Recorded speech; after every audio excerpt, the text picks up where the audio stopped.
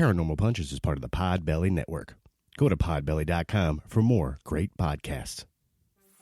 Hey y'all, this is Frank the Bigfoot, and you're listening to the Paranormal Punchers.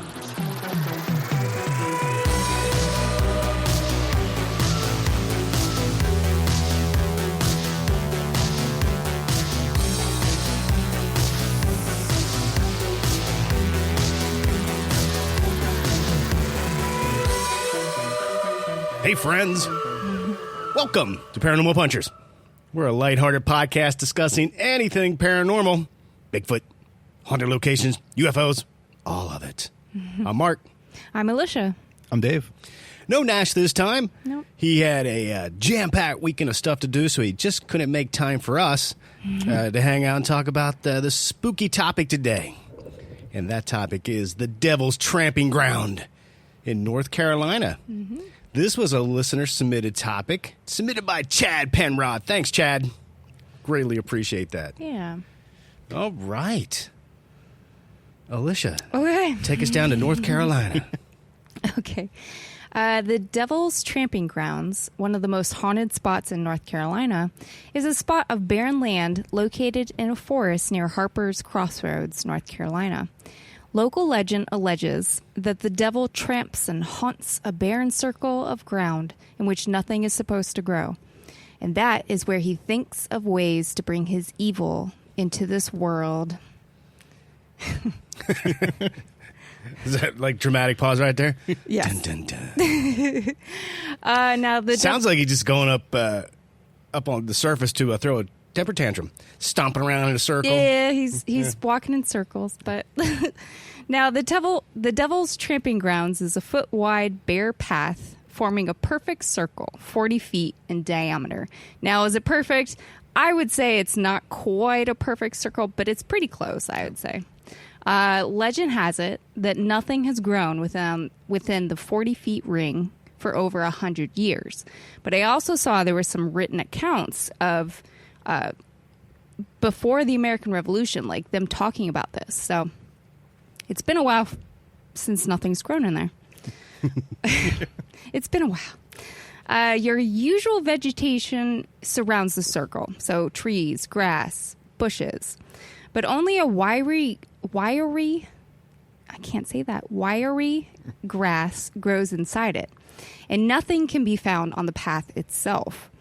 Now, many locals have tried to transplant the wiry grass to other spots, as well as plant grass in the circle, but they have not been successful as of yet. Why would they want to transplant?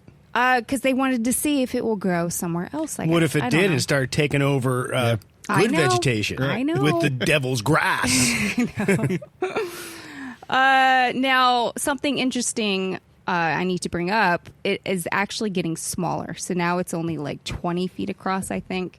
And there's a lot of, not rumors, but like ideas of like why this is happening. But of course, it's because the devil he's left the area or whatever.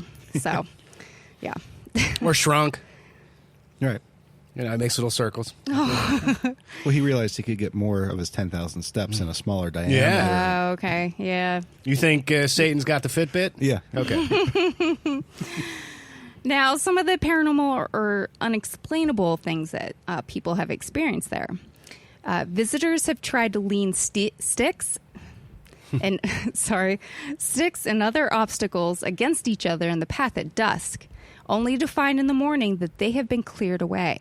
And now the same happens if you place something in the center. No matter what the weight is, it will be outside the circle in the morning. Now they say the devil throws it out of the way at night so he can have a clear path in his walk.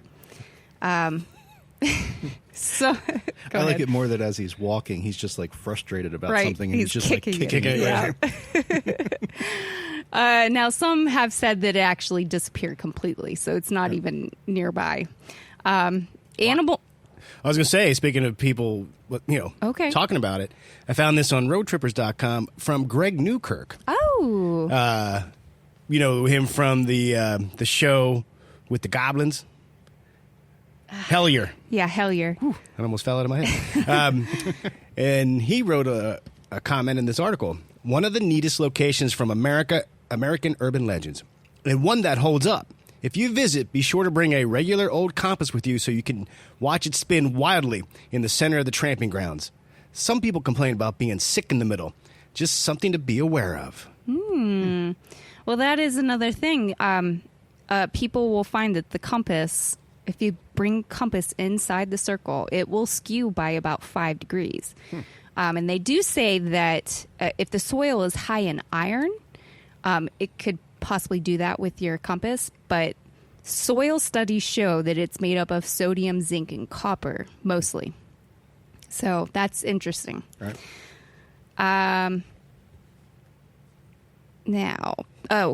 Animals won't cross this area, and dogs will whimper and growl when they're near it. They'll tuck their tails between their legs, and they will also dig their paws into the dirt and refuse to go in the center. Yeah, I found a comment from Annie on ncpedia.org. But today, my family and I, with our dog, visited the Devil's Tramping Ground. It was eerie quiet. No birds, squirrels, not even ants. On our way out, our dog kept looking up at a tree, whimpering with her ears back and tail not wagging. On our way back to our vehicles, everything seemed fine until it wasn't. I unlocked all 4 of my car doors with the remote, put our dog in the car, and put the keys in the ignition, but didn't start it. I closed the door out of habit, but when I went to open it again, all 4 of the doors were locked with our dogs inside. This was freaky since my doors don't lock by themselves. If you accidentally lock the doors, the car won't let it happen. Like you push the lock and the lock pops back up. I couldn't believe the car was locked. I had to call AAA so they could unlock my car, get our dogs, and it was a very strange experience. Wow. Now, people have witnessed red glowing eyes in the middle of the circle or in the general area, which is creepy. If you are brave enough to camp in the circle overnight, you may encounter strange figures skulking nearby in the woods. Teenagers? Probably. Or some that there are some that want to stay awake at night to see like if they can experience anything, and they find themselves getting lulled to sleep by a soft voice. Yeah. Satan's soft voice? I don't know. Rockabye, baby. Right. Now, some say that you never feel sane again also. So like it messes with your head. A few years ago, a reporter from the Greensboro paper actually spent the night there, hoping to disprove all the rumors. He did stay the night, so he didn't leave, but he did hear footsteps circling his tent in the middle of the night. Was it an animal? Probably. Bigfoot? Was it Satan? Right. I don't know. There was a group of Boy Scouts that stayed in the circle for the night also. The next morning, they found themselves miles away from where they fell asleep. Can you explain that, guys? That's a little weird. Yes. Did the whole group have a sleepwalking situation in the middle of the night? I don't know. Now, a person intended to drive their car to the spot, which I'm not sure how far off the road it is, but... It's really not far. Looking on Google Maps, it's really not that far off the road. You could park your car and walk in less than a few minutes. Okay. But as soon as they left the road, their car stalled, and it wouldn't restart. So, weird. Coincidence? I don't know. Yeah. There was a paranormal team that was investigating the area, and they were filming it. And behind the one guy, there was this immense fog that kind of developed and was moving really quickly. Was it a ghost? Caught on camera. I don't know. And I read this one person was back there taking some photographs. And in the photo, not there that they could see, but she said in the photo there's a tree behind her fiancé, and you can see a door in the tree. When she looked in the camera to see the picture she just took. Right. So wow. She didn't post the photo. So you get to really see it. But I'm like, okay, and a portal to hell? Okay. Interesting. Now, there are some stories from the 1930s where raccoon and possum hunters, and their dogs were chased from the vicinity by a savage beast resembling... The drunk raccoon? Go home, raccoon, you're drunk. Yeah, resembling a bear. Okay. So, there's that. Now... I'm sure some of my MST3K people out there would get that reference. Yeah. Now, so possible explanations. It's the devil. He paces in a circle at the stroke of midnight, and the burning heat from his cloven hoofs kill all the vegetation and renders the soil unable to produce anything. Well, you did say they found sulfur traces in it, right? Was it sulfur? Sodium, zinc, and copper. I made that up. Okay. Yeah. That's not a fact. Delete that. Right. It was an ancient meeting place for Native American tribes. They made the bear circle with their ceremonial dances.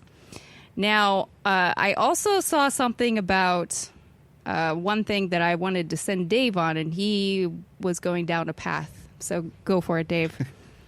So, yeah, so quick aside, brief history lesson, in case anyone's not aware. Dave loves Roanoke. Yeah. Yes.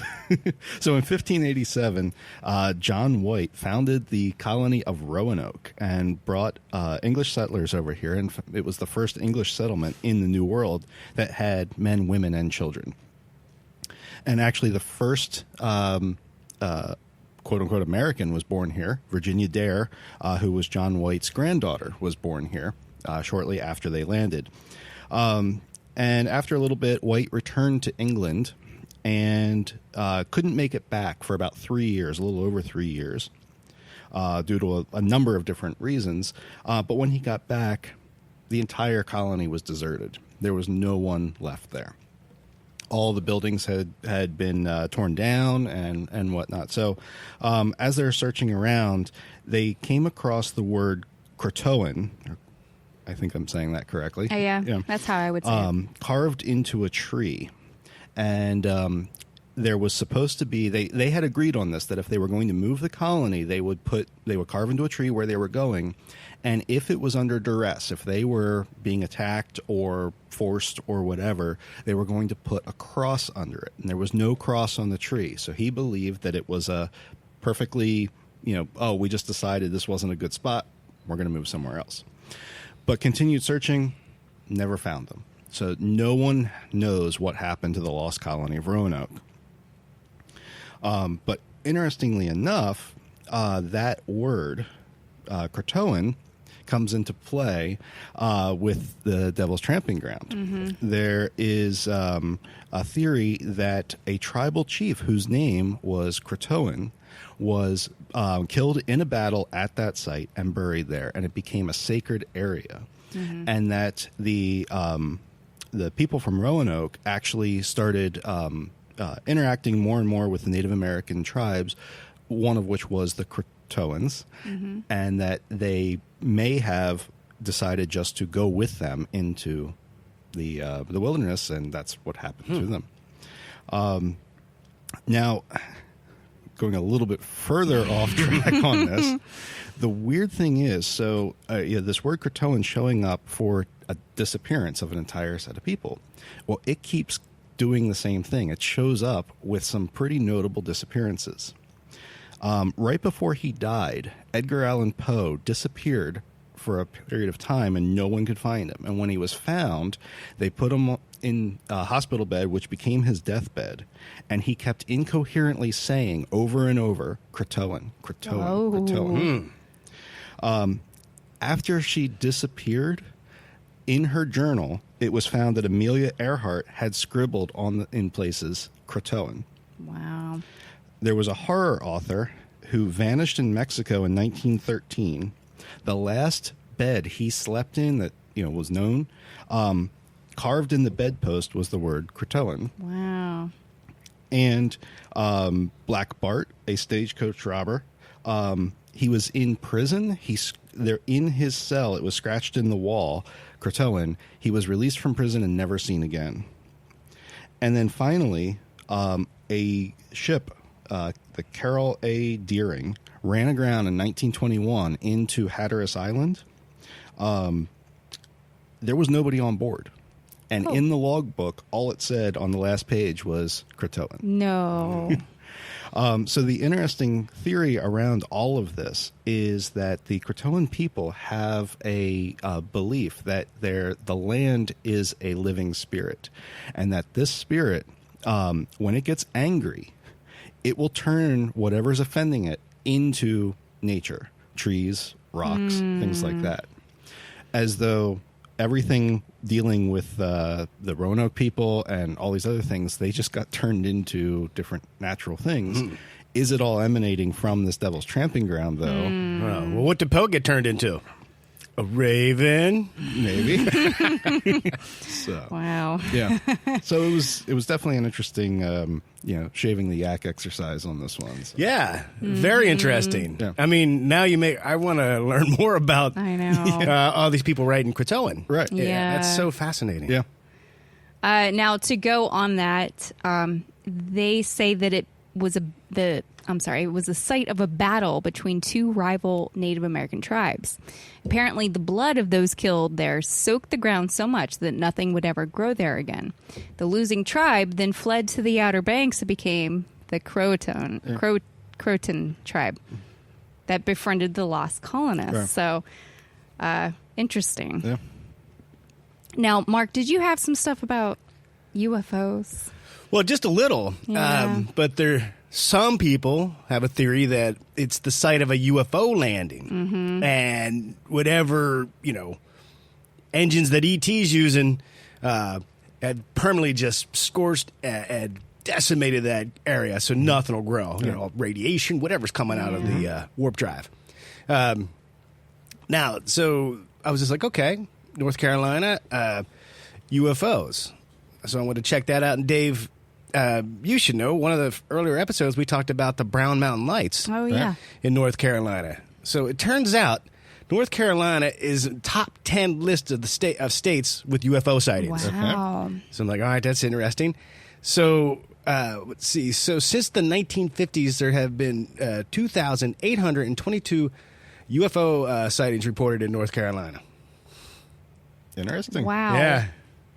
That's Now, were any of those sightings where they landed, and is there possibly other Devil's Tramping Right. Grounds? I don't know. Right. So, But yeah, you go North Carolina. I know. Now, the last possible explanation I have goes towards more scientific reasoning. Okay.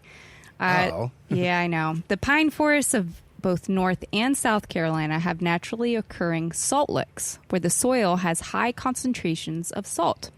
It prevents anything from growing, and it attracts animals that then lick the soil to get at the mineral. The circle has been getting smaller over the years, and they think it's because animals are licking it away. Right. Now, the soil was tested. But when they got the readings back, it showed that plants could actually survive there. The soil does have higher concentrations of sodium, copper, and zinc, which I said, and more than the surrounding area. But it isn't drastic enough to make it toxic. Right. It is also believed to be an old turpentine pit where pine logs were burnt to extract sap, so to make pine tar, which was used for a lot of things. Like what? Well, I didn't write them down, so I don't have it. But thanks.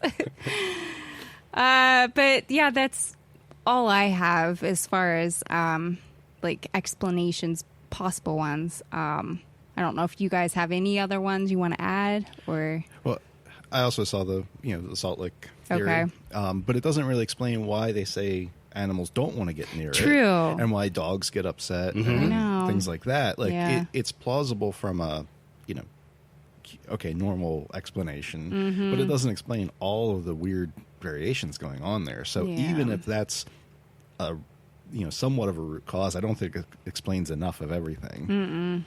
No. Now, unfortunately, the Devil's Tramping Ground is actually on private property. Okay, so people have actually gone there. They've left trash, broken bottles. Yeah, there's and other spray things. painting trees. Yeah.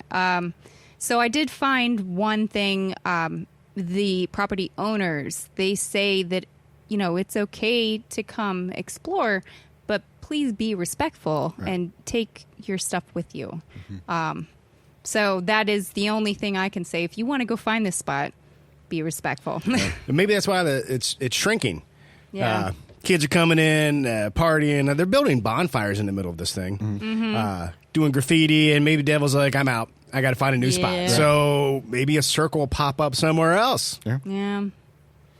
Yeah, don't litter. Yeah. Don't do that. Yeah. No, interesting topic, but I didn't find any more than that. Yeah. It just seems to be a bit of a American urban legend. Yeah. With a lot of just little bits of history peppered in it, with the Native Americans, with Roanoke. And, of course, you sprinkle in some UFOs. And you got Right. yourself, a possible fascinating story about what this could possibly be. Right. Now, the Hoya Bacia Forest, I probably didn't say that right, but it had a similar thing going on in the middle of the woods there. It had a circle where nothing grew. Right. I think maybe some grass, but not trees or anything. So kind of one of that theory, too, was that the UFO landed there and scorched whatever, so nothing grows, and it's kind of circular. Right. So much bigger. So the mothership over there, a couple of satellite ships sent out to check things out. I don't know. Yeah. And this is where Nash would say, well, there's some underground military facilities around there. Yeah. Yeah, maybe I should have looked up that kind of stuff just to kind of fill in for him, but yeah, I didn't. That's okay. I will say the whole site looks, it's interesting and the pictures look cool. I would love to visit it, but I feel Yeah. like this is one of those things that just going to see it I'm going to spend half an hour looking at it. Okay. Right. Not going to get the full effect. Yeah. No. Like if you actually own the land and you could see it that day after day after day, Right. nothing grows and things are moved and everything. That's when you get the, Well, if I was a landowner, I would be losing my mind. People trashing it. Yeah. I'd probably have to post it Yeah. and fence it up. yeah. And if you want to go in there to do an investigation, you have to get permission. Right. Yeah. Yeah. Or get in league with Satan and set up some sort of a deal here of, I think Satan, asking the if you're- landowner for permission is probably easier than going in league with Satan. That probably requires a soul sacrifice. the landowner going in league with Satan. Like, hey, Satan, if you're going to use this, can you keep those others from Right. messing all this up? Oh, boy. Yeah. Okay, Dave. Yeah, I don't know. It would be cool if it was deeper in the woods, I think. Yeah. Maybe even harder to get to, so you had to hike in a little bit. That would probably keep some people from trashing it. Yeah, Right. probably. But for a deeper mystery, be able to hike in and find this deep in the woods, that would be Right. scary. Yeah. Yeah. I'm sure at one time it was deep in the woods. Yeah. Well, that's all we got. Why don't we take a quick break and come back with some listener feedback and who knows what? Nash, what is like the one thing that could go wrong on a paranormal investigation? Why, Mark? That's the lack of food. People are putting in their backpack a EMF detector, a flashlight, Yeah. a digital recorder, but if you forget that snack, You're your whole evening could be ruined. That's exactly right. So, if you head over to mfjerky.com, you can order some delicious beef jerky, and if you use our code SpookyJerky15, you can save 15% on your order, and it's a big savings. That way, when you're out doing an investigation, you're not going to worry about hunger pains. Your stomach's not going to growl and mess up a possible EVP. Right, right. And like we like to say here, Moses Family Jerky, the best thing to pack on your paranormal or normal adventure. And we're back. All right. The Devil's Tramping Grounds. Also, a movie. I think it's a found footage movie about Yep. it. And there's like a documentary style, The Devil's Tramping Grounds, something, something, something, something. There's one movie, and I could not find it today, but it's more alien related. So this guy goes in the middle of the woods to an area with a legend similar to this. And he camps in the middle, wakes up, like 20 feet away from where he set up camp. Yeah. But there's like these, instead of like a circle thing, I think there's like some big stones.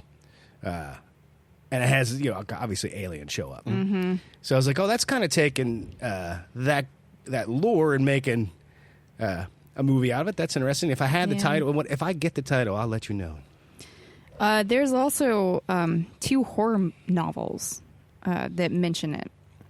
Bright Lost Souls and Drawing Blood. Yeah. So it's in fiction as well. Yeah. All right. We're going to jump into listener feedback brought to you by the Paranormal Punchers Patreon. Yeah, we have a Patreon. Everybody does. I know. But if you like the show and want to hear more of us, we have a bunch of things going on over there. A show called Creepy Cryptids. We talk about haunted locations.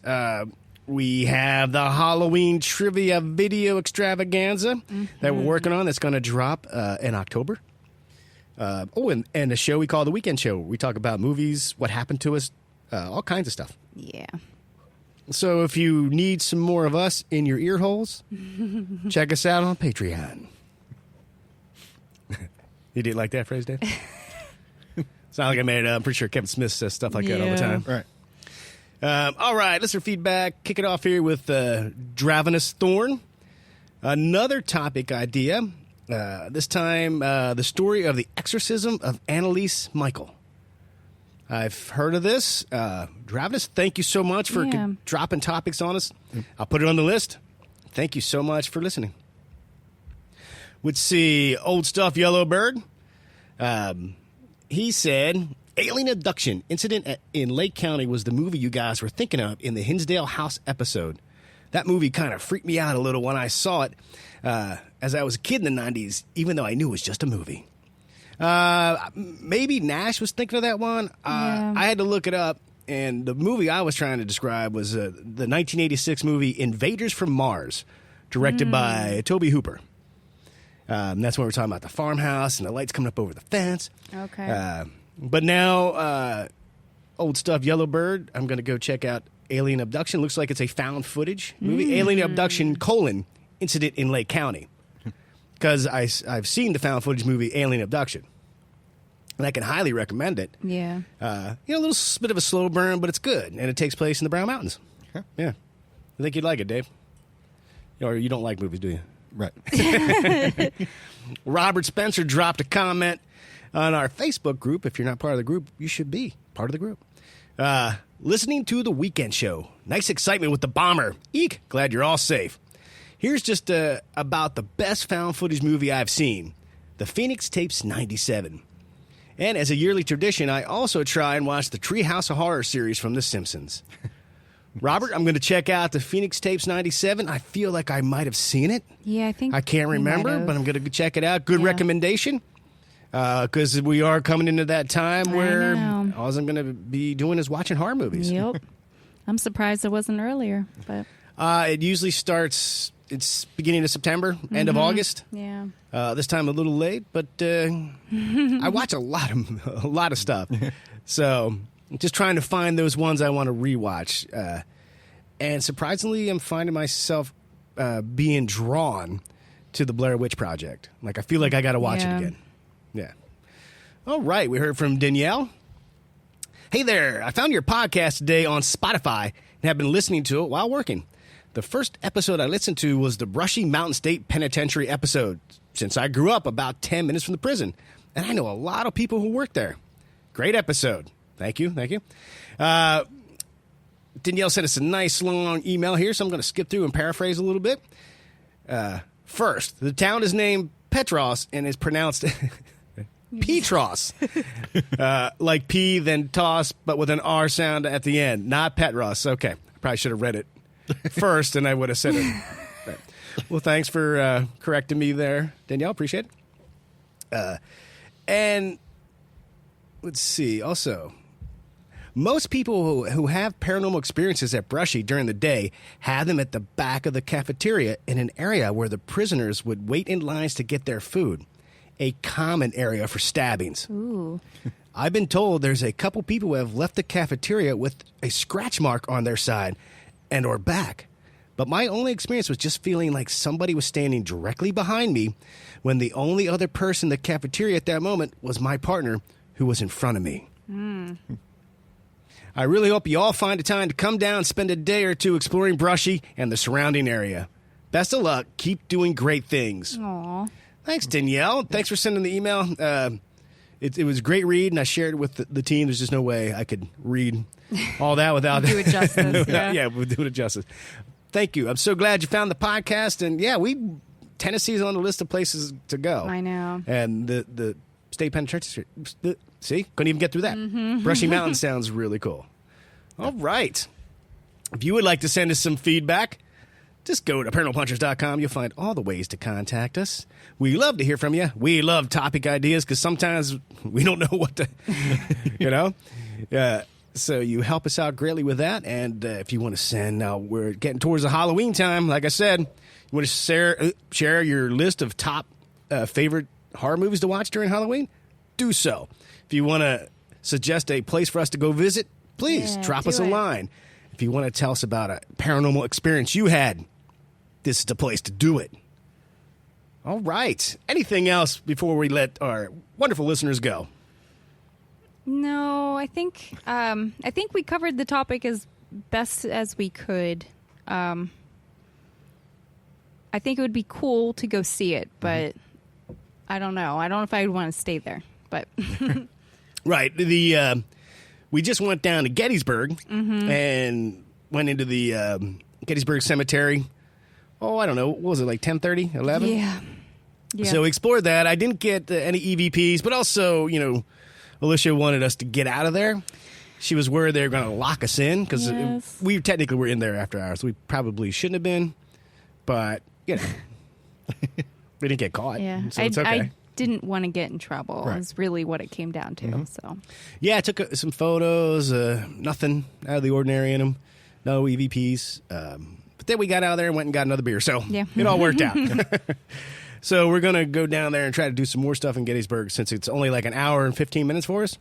So if there's anybody that wants to join us for some spooky fun, hit us up. All right. All right, guys, I'm excited. I'm going to go watch some horror movies. Remember, everybody, if it's not weird, It's not worth checking out.